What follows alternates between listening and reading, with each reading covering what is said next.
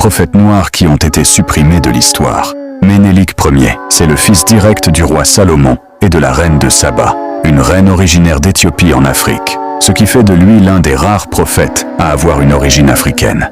Il a vécu il y a plus de 3000 ans, soit 1000 ans avant la naissance de Jésus. D'après les dires, c'est lui qui a ramené l'Arche d'Alliance en Afrique, un des objets les plus sacrés de l'histoire, qui contient directement la puissance de Dieu et qui était détenu par Moïse lors de sa confrontation contre le Pharaon. D'après les dires, il avait la capacité de disparaître et de réapparaître n'importe où et quand il le voulait. Mais comme presque tous les prophètes africains, son nom a été littéralement supprimé et n'est jamais mentionné dans les livres religieux officiels.